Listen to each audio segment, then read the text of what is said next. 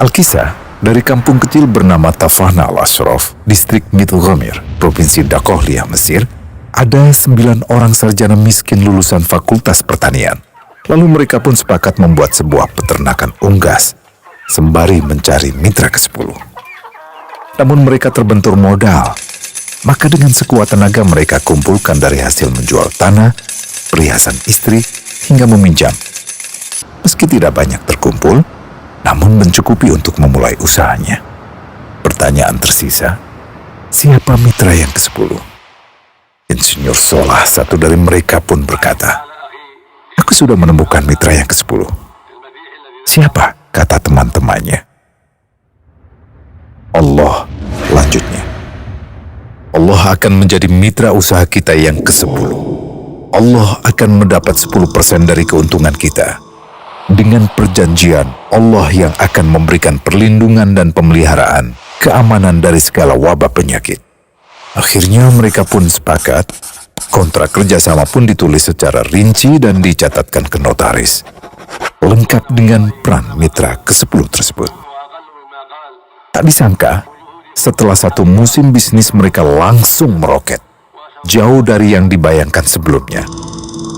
Lalu mereka pun kembali bersepakat menambah jatah keuntungan mitra ke-10 menjadi 20% di musim kedua, dan begitu seterusnya hingga mencapai 50%.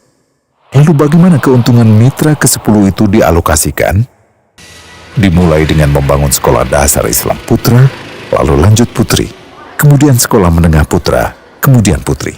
Tambah lagi madrasah aliyah putra, lalu putri. Tapi karena keuntungan terus membanjir, akhirnya dibentuklah Baitul Mal. Dan mereka pun mengajukan ke pemerintah untuk membangun universitas di kampung. Awalnya ditolak dengan alasan tiadanya akses bagi para mahasiswa. Tak berapa lama mereka pun mengajukan pembangunan universitas lengkap dengan stasiun kereta beserta jalurnya dengan biaya mandiri. Akhirnya permintaan ini disetujui, dan pertama dalam sejarah Mesir berdirilah sebuah universitas di perkampungan kecil. Semakin berkembang, dibangun pula fakultas kedua, ketiga, keempat hingga asrama putri dengan kapasitas 600 kamar. Lalu asrama putra dengan 1000 kamar. Tiket kereta api pun digratiskan untuk memudahkan transportasi menuju kampung tersebut. Tak cukup hanya itu, dibangun Baitul Mal berikutnya hingga hilang kemiskinan di daerah tersebut. Dan program ini diduplikasi ke kampung-kampung lain hingga bisa dikatakan tak ada kampung yang disinggahi Insinyur Solah kecuali akan dibangun Baitul Mal untuk warga. Bantuan pun diberikan untuk fakir miskin dan para janda.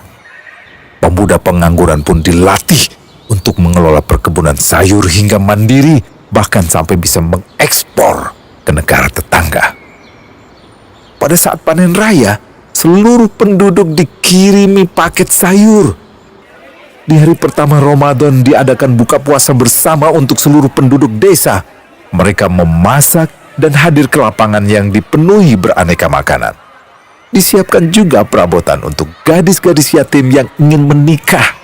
Dan ini semua merupakan sedikit dari banyaknya kebaikan yang dilakukan oleh Insinyur Solah. Hingga pada akhirnya disepakatilah keuntungan perusahaan 100% untuk Allah. Insinyur Solah yang awalnya adalah salah satu mitra usaha berubah menjadi karyawan Allah.